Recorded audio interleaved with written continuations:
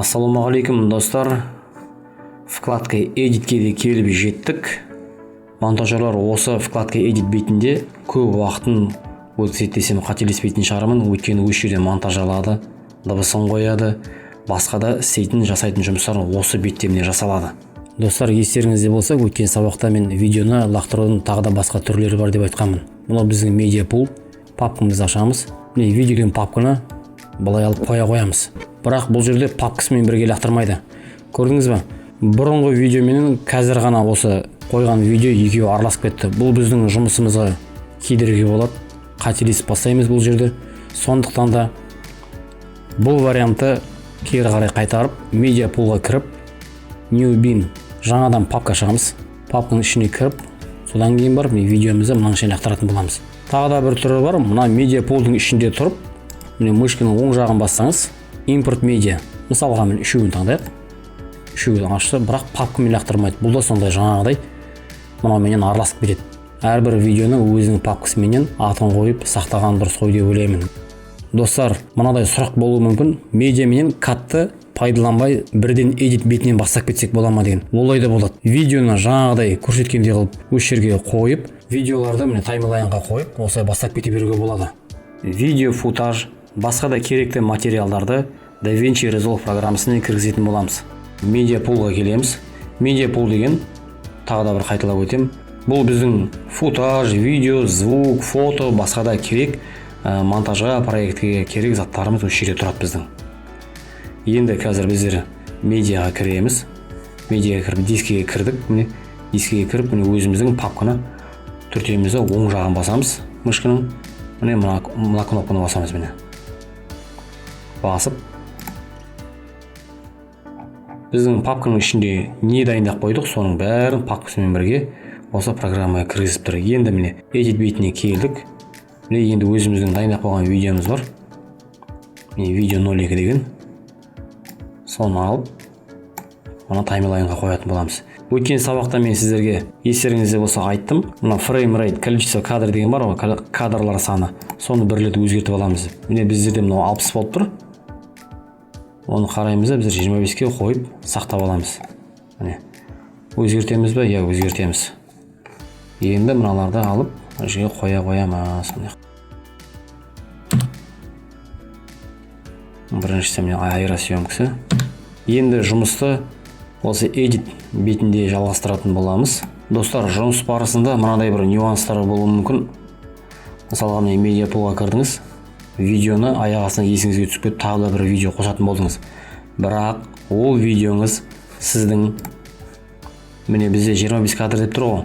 Ол видеоңыз сіздің 60 кадрмен түсірілген болуы мүмкін. Енді операторлар әрқайсы әртүрлі кадрда түсіреді ғой. Міне мына кадрды мына жерге қойдық. Бұл алып келген кадрымыз 30 кадрмен түсірілген. Таймлайн бізде ең басында 25-пен ашылды, оны білесіздер. 30-пен әкелген мына кадрды осы жерге қойып монтаждай береміз. Оны өзгертеміз деп әуре болмаңыздар. Өйткені айттым ғой, 25 енді өзгертілмейді ол деп. Сондықтан да жұмыстармен қарай жалғастыра береміз. Ештеңе етпейді ол жағынан. Бәрін кезекпе-кезек түсіндіретін болсақ, міне медиа пулдың ішінде міне видеоны мынандай қылып өзгертуге де болады. Одан кейін кішірейтеміз. Одан кейін мынандай список қылуға да болады. Егер видеоңыз көп болса, мына жерге онда атын жазып іздеуге де болады. Міне мына жоғарыда міне мынадай бір кнопка бар. Егер оны бассақ, астындағы нелердің бәрін қысқартып тастайды. Жұмыс істейтін орнымыз таймлайн. Одан сайын үлкейіп көбейеді бізге. Егер де мына кнопканы бассақ, одан сайын жоқ болып кетеді. Қайттан басамыз, шығады. Міне мына кнопканы бассақ, қайттан астыға қарай созады. Қараңыздар. Қайталаймын.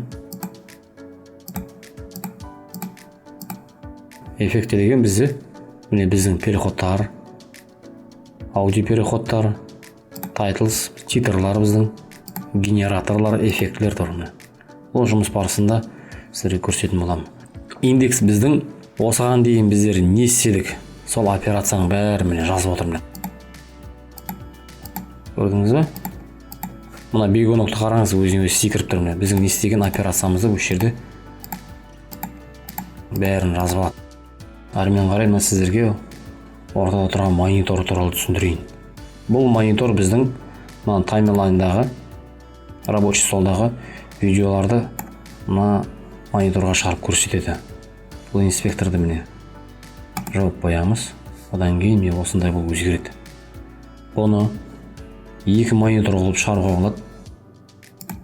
Міне шығардық. Бұл екі монитор бізде. Мына монитор бізде басты монитор. Таймлайнда видеоны мына жерден көрсетеді. Мынау біздегі жұмыс жасайтын рабочий монитор. Медиаполды бастық. Мысалға міне мына файл түртетін болсақ, екі рет бастым, міне мына жерге шықты. Бұл біздің жұмыс жасайтын мониторымыз. Қарапайым тілмен айтқанда, керек кадрымызды қараймыз. Мысалға міне мына жерден басайтын болса, тоқтатамыз да клавиша басамыз. И мына жерге дейін мысалға міне мына клавишаны басамыз міне. Сосын мына кадрды алып, мына жерге қоюға болады. Міне жаңа біздің қиған кадрымыз. Көрдіңіз бе? Анда басын жауып қояйық қазір, пока керек емес бізге. Достар, мына мониторды қазір міне медиапол жабамыз. Мына монитордың екеуінің біреуін қалдырамыз. Ол бізде основной монитор. Таймлайндағы. Жаңадан бастағандар қателесуі мүмкін. Source монитор ма, немесе мына таймлайндағы основной монитор ма деп. Оны қаяқтан білеміз біздер? Міне мына жерде мен таймлайн қазір көрсетейін. Мен таймлайн 1 деп тұр, міне көрдіңіз бе? Таймлайн 1 деп тұр, міне. Бұл бізде основной монитор. Енді Source мониторды мына жерге екінші мониторда шығармай жұмыс жасауға да болады. Медиаполға кіреміз. Керек файлды басамыз. Мысалға міне мынау жәндік қозғалатын жерге қоямыз, клавишаны басамыз. Сосын керек кадрымызды мына жерге апарамыз да, одан кейін мына клавишаны басамыз. Мышканы кадрға жақындатсақ, мониторға міне мынадай кадрдың белгісі шығады. Осыны алып, осы жерге қоямыз. Қайтадан бір басамыз. Одан кейін міне звук шығады. Міне таймлайндағы видеоны көрсетіп тұр бізге. Енді достар, мынандай бір функция бар. Қазір мына жерге медиаполды жабамыз, екінші мониторды шығарамыз. Мынау басты монитор, мынау Source монитор жұмыс жасайтын. Осыдағы Source мониторға қазір бір видеокадр шығарамыз. Міне гүлге қонайып тұрған көбейлік. Соны алып басты мониторға апарсақ, бізде мынадай меню пайда болады. Міне мәзір. Соны біріншісіне қойсақ, байқадыңыз ба? Кадрлардың бәрін жылжытып жіберді.